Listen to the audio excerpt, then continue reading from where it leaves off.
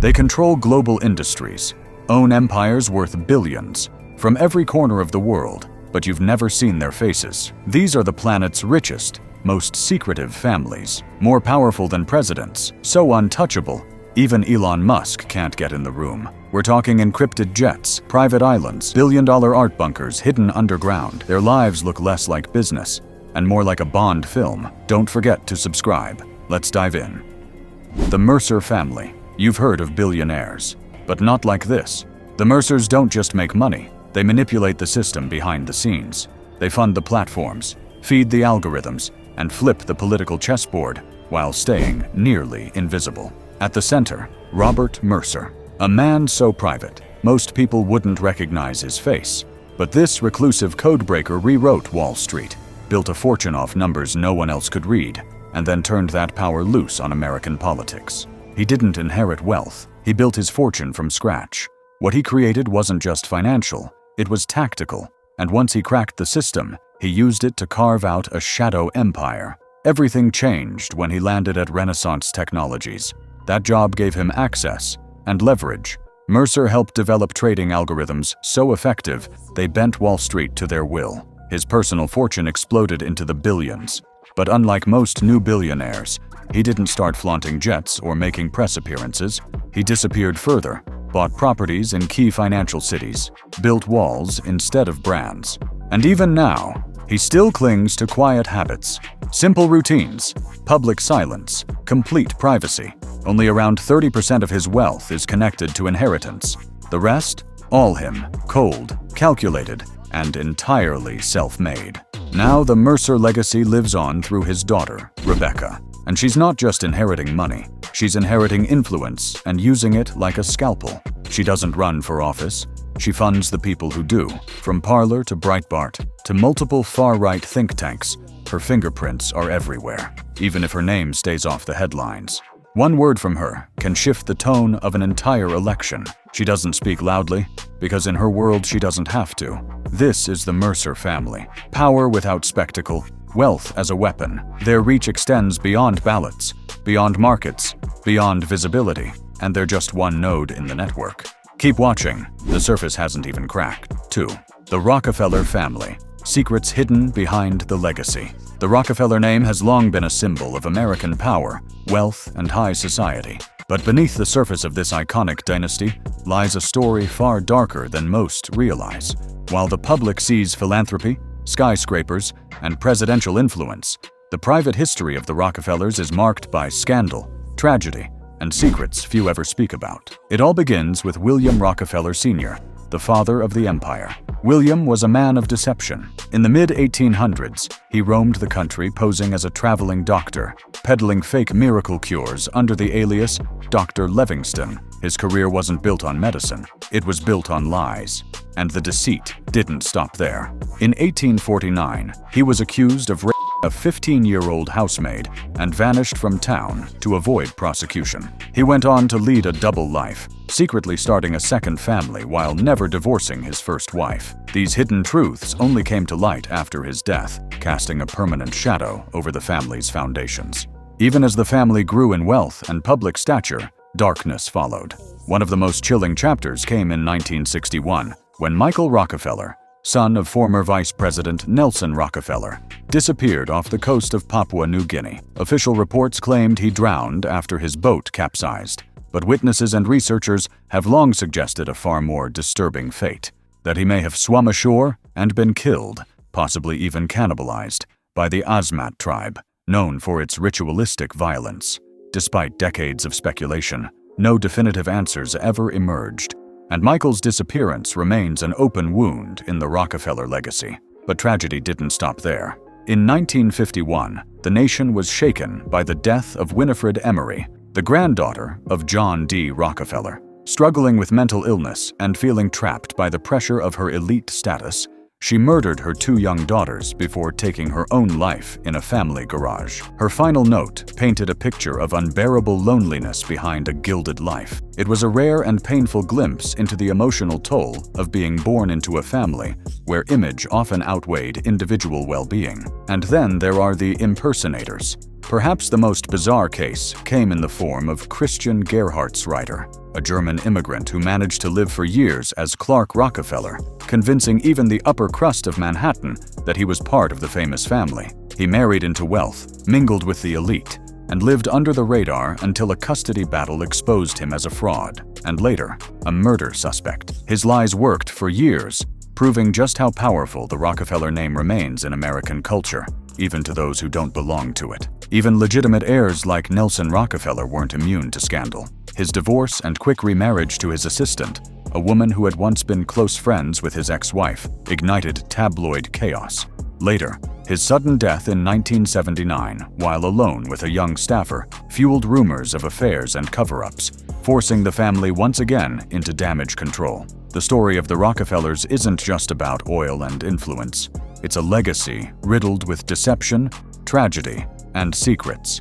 Beneath the towering foundations and philanthropic gestures lies a family shaped as much by mystery as by money, proof that even the most powerful can't escape the shadows. Third on the list, the Walton family, the wealthiest dynasty in America. If the Rockefellers controlled oil, the Waltons mastered retail. They didn't just build Walmart, they rewired the American economy through it. What began as a small-town discount store in Arkansas turned into a $250 billion juggernaut that dictates supply chains, crushes local businesses, and locks in low-wage labor models across the globe. But the real power move isn't in the aisles. It's behind closed doors. Through the Walton Family Foundation, they've poured billions into education reform, pushing charter schools and privatization schemes that undermine public education while dodging public accountability. Their money funds pro-corporate lobbying groups that fight labor rights, environmental regulation, and tax hikes on the ultra-wealthy. They don't need a political party. They pressure both. The Waltons set prices, define workplace norms, and shape what affordable means for billions of people. This isn't just dominance of retail. It's the quiet standardization of economic precarity. Where others buy influence, the Waltons manufacture the conditions that make it inevitable. Fourth, the Koch family, masters of engineered influence. Their wealth began with oil, but that was just the fuel. What they built is an ideological infrastructure designed to reshape America from the ground up.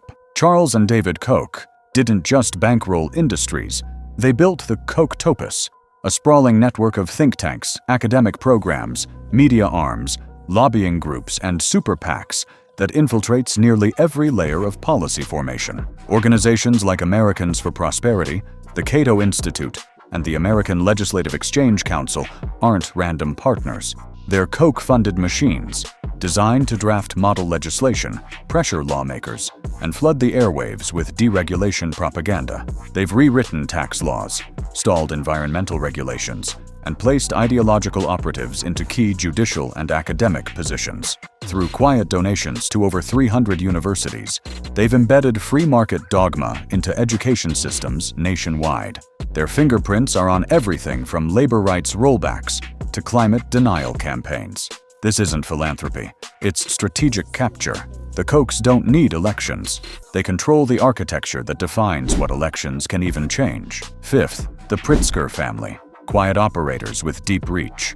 Their fortune began with the Hyatt Hotel empire, but the real engine was how they structured it.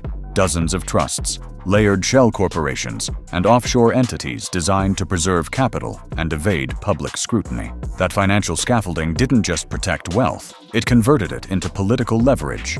J.B. Pritzker used personal millions to fuel his path to Illinois governorship, turning private fortune into public office without relying on party machinery. Penny Pritzker, meanwhile, moved seamlessly from boardrooms to the U.S. Department of Commerce, embodying the corporate state feedback loop. She sat on the boards of major financial institutions while shaping federal economic policy. Conflict wasn't a risk, it was a design. The Pritzkers don't flood media or dominate headlines.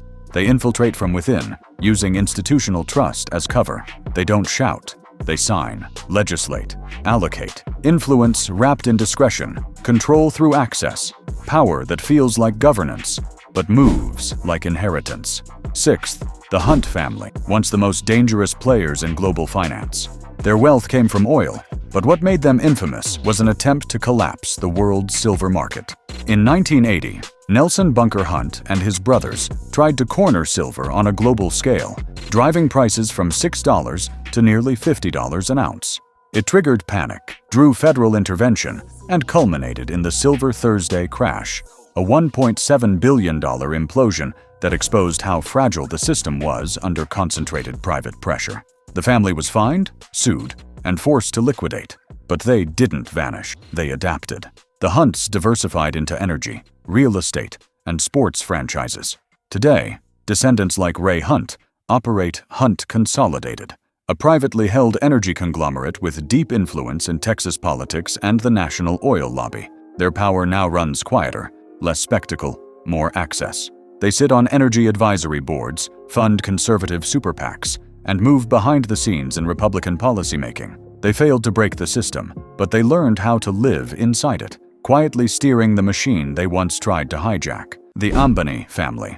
Owning the title of richest family in a nation with over 1.4 billion people is no accident. Mukesh Ambani's Ambani family controls Reliance Industries, a colossal empire spanning petrochemicals, retail, and telecommunications, with a combined net worth of $85.1 billion. But their true power isn't just in business, it's in their home, Antilia, a 27-story skyscraper in Mumbai, valued at over $2 billion, redefines what a private residence can be. With features like a snow room, a garage for 160 cars, and multiple helipads, it stands as a vertical fortress. Beyond luxury, the Ambas cement their legacy through major donations to education, healthcare, and disaster relief, because commanding wealth means shaping society, often from the penthouse of your own empire. The Bettencourt family. The French Bettencourt dynasty commands over $92.7 billion, built on the global beauty powerhouse L'Oréal. It all began with Liliane Bettencourt, once the richest woman on earth. Today, her daughter Françoise Bettencourt Myers carries the legacy as one of the world's richest individuals. Unlike flashy billionaires, the Bettencourts keep their wealth discreet, living in grand estates and owning priceless art, all with a quiet French elegance. The Slim family. Carlos Slim is called Mexico's Warren Buffett and controls a $95.1 billion fortune. Unlike typical billionaires, Slim leads a modest life in the same 6-bedroom home he bought decades ago.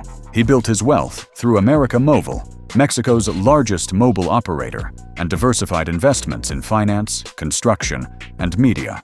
Much of his fortune supports education, healthcare, and the arts, proving wealth doesn't need to be loud to be powerful. The Verheimer family. The Verheimers, with a fortune over $100 billion, are the force behind Chanel's global empire.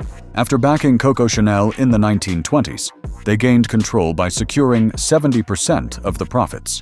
Today, siblings Alain and Gérard Verheimer run the brand, expanding it into a worldwide luxury icon.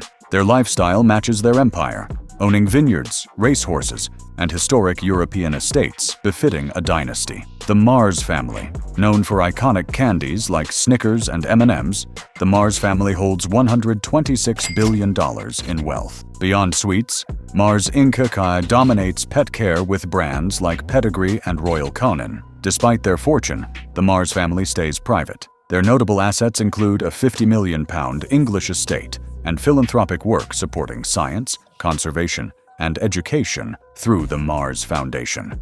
The Arnault family. The Arnauds reign supreme in the world of luxury, boasting a net worth nearing $240 billion. Bernard Arnault, the family patriarch and the richest man alive, built this empire through LVMH, the powerhouse behind Louis Vuitton, Dior, and Tiffany. Though real estate isn't their main focus, they own an 18th-century Paris palace and a 150-year-old Bordeaux castle. Their true passion lies in yachts, including shipyards, mega yachts like the 330-foot Symphony, valued at $115 million, and even a private island. Bernard once owned 3 private jets, but sold them for environmental reasons. His influence is unmatched. Dropping $234 million to restore Notre Dame places him in a league of his own. The Rothschild family, with a fortune over $400 billion, wrapped in centuries of mystery and conspiracy, the Rothschilds have controlled global finance since the 18th century. Founded by Mayer Amschel Rothschild, their banking empire shaped wars, treaties, and economies across Europe. Today, they hold major stakes in companies like Glencore, Rio Tinto, and Agora Oil. Their real estate holdings exceed $25 billion, including Chateau Mouton Rothschild and estates in the Manor region. Though rarely ostentatious, their wealth surfaces in billion-dollar art collections and luxury yachts, such as the $12 million Planet 9. The Al Saud family, the richest family on Earth, the Al Saud royal family of Saudi Arabia, controls an estimated $1.4 trillion fortune, making even the Rothschilds seem modest. Their wealth is fueled by Saudi Aramco, the state-owned oil giant supplying 15% of the world's oil and valued at over $8 trillion. Crown Prince Mohammed bin Salman is known for extravagance, gold-plated cars, private jets, and a $300 million chateau in France. He's also the visionary behind Neom, a $1.1 trillion futuristic megacity in the desert. From gilded escalators to billion-dollar hotels, the Al Sauds have turned vast oil riches into a lifestyle beyond imagination. These families don't just build wealth, they build legacies that shape the world for generations.